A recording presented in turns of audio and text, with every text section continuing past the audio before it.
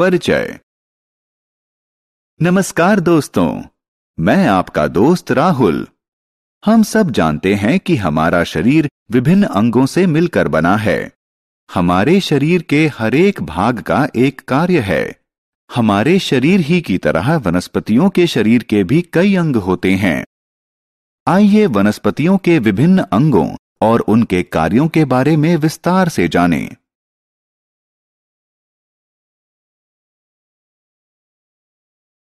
आओ सीखें। वनस्पतियों के अंगों को पहचानना। जड़, तना, पत्ती और फूल के आकार और कार्य का वर्णन करना। फल और बीज के कार्य को समझाना।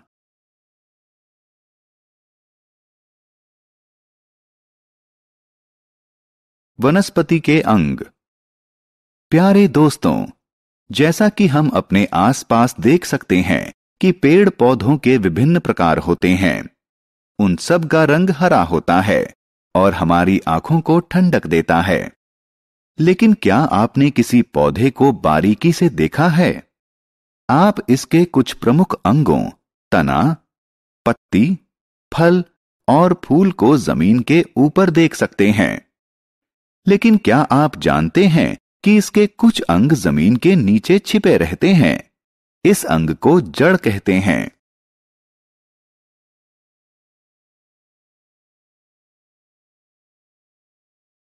जड़ें।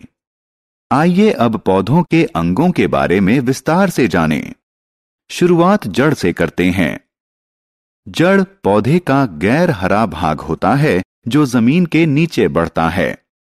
क्या आप जानते हैं कि जड़ मुख्यतः दो प्रकार की होती है, मूसला जड़ और रेशेदार जड़। लेकिन ये होती कैसी हैं? मूसला जड़ में एक मुख्य मोटी जड़ होती है जो मिट्टी में गहराई तक जाती है। कई पतली और कमजोर जड़ें इस मुख्य जड़ से निकली होती हैं। मूसला जड़ मुख्यतः सेम, मटर और सरसों के पौधों में पाई जाती हैं। लेकिन रेशेदार जड़ में तने के अंत में एक समान आकार की कई जड़ें जुड़ी होती हैं, यानी मूसला जड़ की तरह कोई एक मुख्य जड़ नहीं होती। इस तरह की जड़ें घास और गेहूं में पाई जाती हैं। जड़ों के कार्य।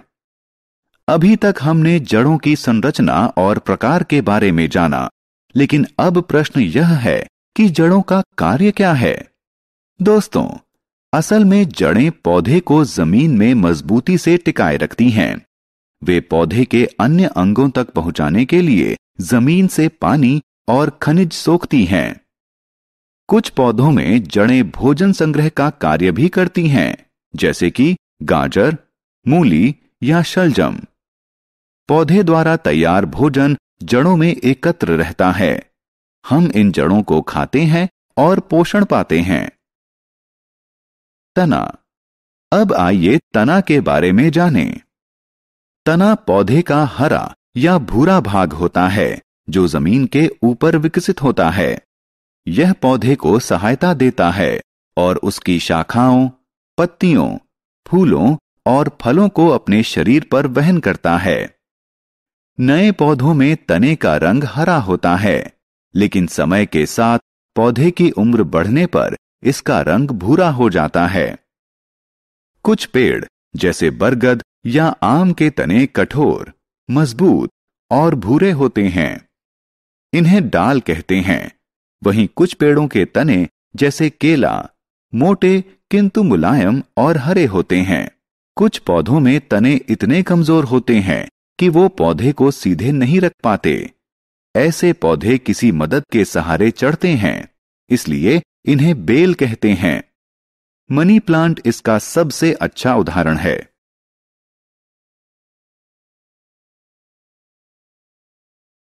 तने का कार्य। आइए अब पौधों में तने के मुख्य कार्य पर ध्यान दें। जड़ों में सोखा गया जल तने के माध्यम से पत्तियों तक पहुंचता है, जो कि फल बनाने के काम आता है। यह पत्तियों द्वारा बनाए गए भोजन को पौधे के सभी अंगों तक ले जाता है। कई बार पत्तियों द्वारा बनाया गया भोजन तने में ही संग्रहित होता है, जैसे कि गन्ना। इसके दूसरे उदाहरण आलू और प्याज हैं। हम इन तनों को खाते हैं और पोषण प्राप्त करते हैं। कुछ पौधों में भोजन तने में ही संग्रहित होता है।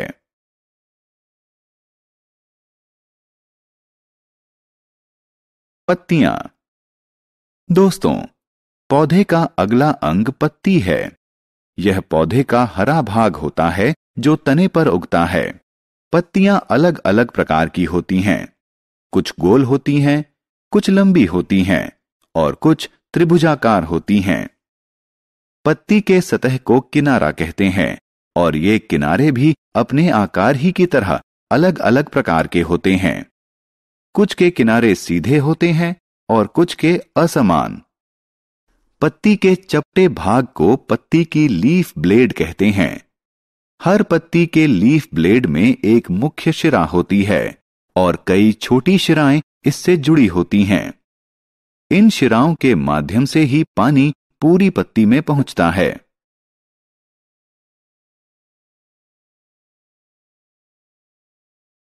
पत्तियों के कार्य। पत्ती का मुख्य कार्य पौधे के लिए भोजन बनाना है। भोजन बनाने के लिए वे पानी, क्लोरोफिल, कार्बन डाइऑक्साइड और सूर्य के प्रकाश का उपयोग करती हैं। भोजन बनाने की इस विधि को प्रकाश संश्लेषण कहते हैं। इस प्रक्रिया में ऑक्सीजन का उत्सर्जन होता है। सभी सजीव प्राणियों को जीवित रहने के लिए ऑक्सीजन की जरूरत होती है। कुछ पौधे जैसे बंद गोभी और पुदीना अपनी पत्तियों में भोजन संग्रह करते हैं। हम पोषण पाने के लिए इन पत्तों को खाते हैं। फूल। दोस्तों, आइए अब हम पौधे के सबसे आकर्षक और सुंदर भाग फूल को हाईलाइट करें। वे विभिन्न रंगों के होते हैं। वे विभिन्न आकार प्रकार के होते हैं। ज्यादातर फूलों में मीठी खुशबू होती है और जब यह फैलती है तो कीड़ों और चिड़ियों को आकर्षित करती है। आपको यह जानकर आश्चर्य होगा कि फूल को पौधे का प्रजनन अंग भी कहा जाता है, क्योंकि वो पौधे की प्रजनन की प्रक्रिया में सहायता करते हैं। फल और बीज। मुझे पता है कि आप में से ज्यादातर लोगों को फल पसंद हैं।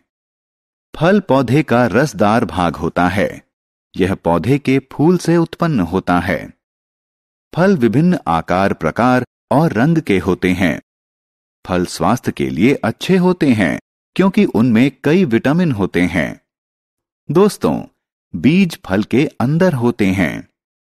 कुछ फल जैसे आम के अंदर सिर्फ एक बीज होता है, जबकि दूसरे कई फलों में कई बीज होते हैं, जैसे सेब और तरबूज। क्या आप जानते हैं कि नया पौधा बीज से ही जन्म लेता है? यह नवजात पौधे के लिए भोजन भी संचय करता है। जब बीज को पानी, हवा और अनुकूल तापमान मिलता है तो यह पनपना शुरू कर देता है और जल्द ही एक नए पौधे के रूप में बढ़ने लगता है। हमने क्या चर्चा की? पौधे के मुख्य अंग जड़, तना, पत्ती, फूल और फल हैं। तना, पत्ती, फूल और फल जमीन के ऊपर बढ़ते हैं और जड़ जमीन के नीचे बढ़ती है। जड़ पौधे को जमीन में मजबूती से टिकाए रखती है। वे पौधे के अन्य अंगों तक पहुंचाने के लिए जमीन से पानी और खनिज सोखती है। जड़ों से पत्तियों तक पानी तने के माध्यम से जाता है। कुछ पौधों में तने भी भोजन एकत्रित करते हैं। पत्तियां पानी, क्लोरोफिल, कार्बन डाइऑक्साइड और सूर्य के प्रकाश की उपस्थिति में पौधे के लिए भोजन बनाती हैं।